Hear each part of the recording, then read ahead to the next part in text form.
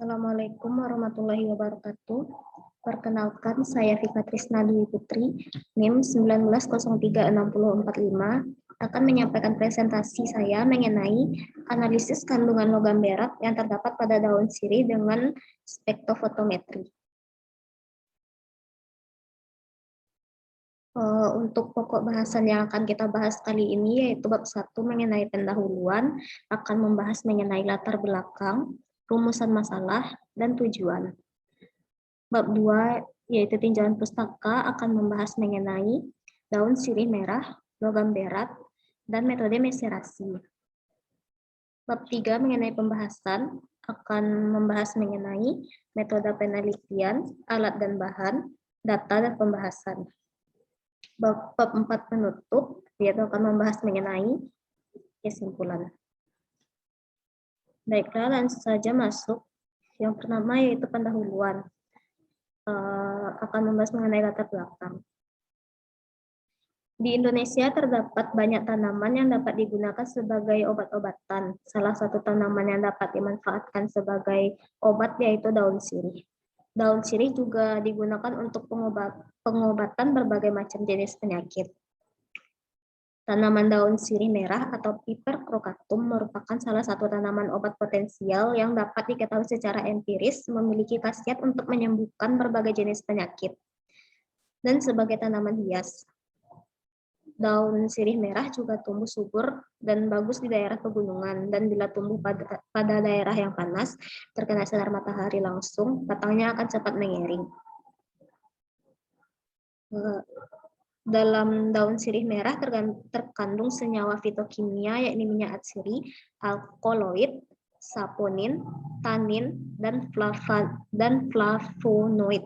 Kandungan kimia lainnya juga terdapat di daun sirih merah adalah hidroksikafikol, kafikol, kafibetol, carfacrol, eugenol, pesimen, sinol, kariofilen, kadimen estragol, terpena, dan fenilpropanoid. Pencemaran logam berat dalam lingkungan bisa menimbulkan bahaya bagi kesehatan, baik pada manusia, hewan, tanaman, maupun lingkungan. Logam dalam jumlah tertentu juga dibutuhkan oleh organisme, tetapi bila jumlahnya berlebihan, maka bisa menimbulkan efek toksik. Untuk menghindari pengaruh buruk dari logam berat yang terdapat pada daun sirih merah, maka perlu dilakukan penelitian tentang jenis logam berat apa saja yang terdapat pada daun sirih merah dengan menggunakan metode meserasi dengan pelarut metanol 96%, lalu kemudian diuji dengan alat spektrofotometri serapan atom. Selanjutnya yaitu rumusan masalah. Berdasarkan latar belakang yang tertulis, maka dapat dirumuskan suatu permasalahan, yaitu apakah daun sirih merah tersebut layak untuk dikonsumsi sebagai obat-obatan. Selanjutnya yaitu tujuan. Penelitian ini bertujuan untuk mengetahui kelayakan daun sirih merah untuk dikonsumsi sebagai obat-obatan. Bab selanjutnya yaitu mengenai daftar tinjauan pustaka. Yang pertama yaitu daun sirih merah. Daun sirih merah atau Piper crocatum merupakan salah satu tanaman obat potensial yang diketahui secara empiris memiliki khasiat untuk menyembuhkan berbagai jenis penyakit. Sirih merah juga termasuk dalam satu elemen penting yang harus disediakan di setiap upacara adat. Tanaman ini termasuk dalam famili Piperaceae dengan penampakan daun yang berwarna merah keperakan dan mengkilap saat dikenai cahaya. Pada tahun 1990-an, sirih merah difungsikan sebagai tanaman hias oleh para hobis karena penampilannya yang menarik.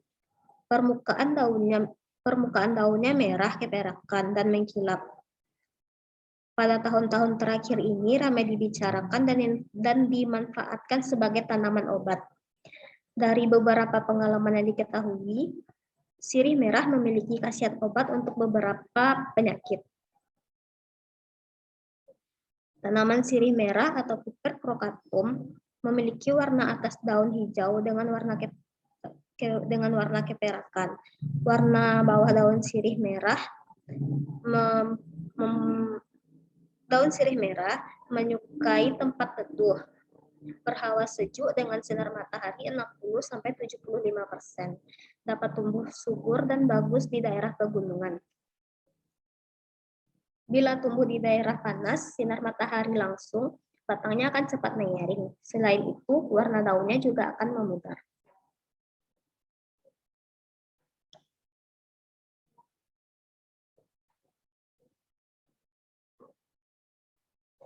Berdasar penelitian yang dilakukan oleh Puspitasari secara kromatografi, sirih merah mengandung flavonoid, alkaloid, senyawa polifenolat, tanin, dan minyak atsiri.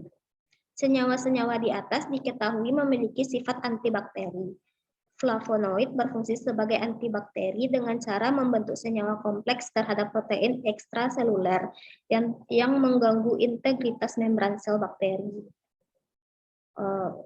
Selanjutnya itu flavonoid merupakan senyawa fenol sementara senyawa fenol dapat bersifat koagulator protein.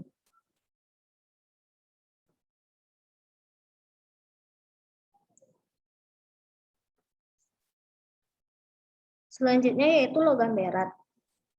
Logam berat adalah unsur yang mempunyai densitas lebih dari 5 gram per cm pangkat 3. Logam-logam berat merupakan salah satu dari bahan pencemar lingkungan, dan beberapa dari unsur logam tersebut merupakan logam yang paling berbahaya. Di antara unsur-unsur logam berat pencemar tersebut adalah arsen, timbal, merkuri, dan kadmium. Sifat dari logam-logam ini adalah mempunyai afinitas yang besar dengan sulfur. Logam-logam ini menyerang ikatan sulfida pada molekul-molekul penting sel, misalnya protein, sehingga enzim tidak berfungsi. Ion-ion logam berat bisa terikat pada molekul penting membran sel yang menyebabkan terganggunya proses transport melalui membran sel.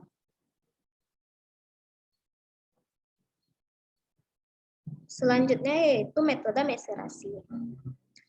Meserasi merupakan proses penyairan yang paling sederhana dan banyak digunakan.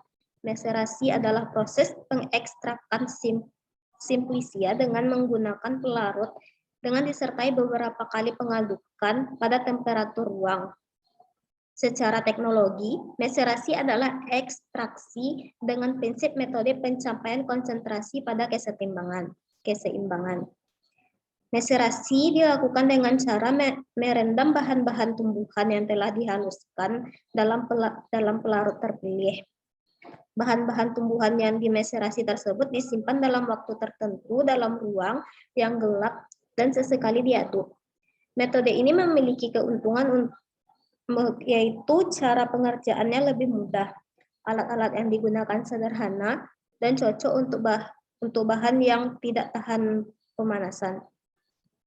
Di sisi lain, metode ini memiliki kelemahan yaitu dibutuhkan pelarut yang cukup banyak.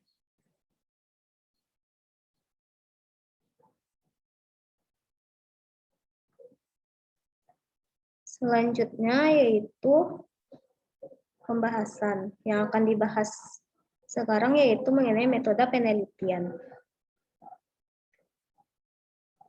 Alat dan bahan yang digunakan yaitu alat-alat gelas, corong bucer, vortex, mikropipet, rotary evaporator, alat spektrofotometer serapan atom, timbangan analitik, oven, indikator, autoklav, dan HPLC. Bahan yang digunakan yaitu daun sirih merah, larutan standar CU 1000 ppm, larutan standar ZN 1000 ppm, larutan HNO3 pekat, larutan HClO4, Aquades, larutan HCl2n, larutan Na2S, larutan HNO3-2n, larutan Ki, larutan ditizon 0,005%, larutan NH4OH 1 normal, kristal KCN, dan larutan HNO3 0,5 molar. Cara kerjanya yaitu bahan baku utama yang digunakan dalam penelitian adalah daun sirih merah. Pada tahap persiapan sampel, daun sirih merah atau Pipercrocatum ruis dan puff dicuci kemudian dikeringkan. Setelah tahap sortasi, sortasi Kering Simplicia, digiling dengan mesin penggiling dan biaya dengan ayakan mes 40. Kemudian disimpan dalam tempat kering dan tertutup rapat. Ekstraksi daun sirih merah sebanyak 200 gram dilakukan meserasi dengan pelarutan etanol 96% sebanyak 10 liter selama 3 hari. Ekstrak yang diperoleh diuapkan pelarutnya dengan rotary evaporator sehingga didapatkan ekstrak kental dan kemudian dipanaskan di atas water bath untuk mendapatkan ekstrak kering. Selanjutnya yaitu data dan pembahasan. Penetapan kadar logam berat ini dilakukan menggunakan atomic absorption spectroscopy atau AAS, standarisasi parameter non-spesifik ekstrak etanol daun sirih merah dilakukan untuk menetapkan batas maksimal material berbahaya dan bersifat toksik bagi kesehatan seperti logam berat Pb, Cb, As, dan Hg yang diperbolehkan dalam ekstrak. Oleh karena itu, pengujian logam berat sangat penting dilakukan dalam standarisasi ekstrak tanaman obat. Timbal adalah logam yang bersifat toksik terhadap manusia. Logam ini berasal dari makanan dan minuman yang terkontaminasi Pb, debu yang tercemar Pb, kontak dengan kulit, mata melalui perentara, atau melalui inhalasi dari udara. Kadmium adalah logam yang sangat toksik dengan waktu paruh yang cukup lama. Pada orang dewasa, kadmium dapat menyebabkan kanker payudara, kegagalan reproduksi, penyakit kardiovaskuler atau paru-paru, bahkan dapat menyebabkan kemandulan. Arsen adalah salah satu logam toksik yang sering diklasifikasikan sebagai logam, tetapi lebih bersifat non-logam. Gejala keracunan arsenik ringan dimulai dengan sakit kepala. Jika tidak diobati akan mengakibatkan kematian. Merkuri adalah logam berat yang mempunyai efek toksik di mana dapat menyerang sistem saraf pusat dan dapat menyerang ginjal.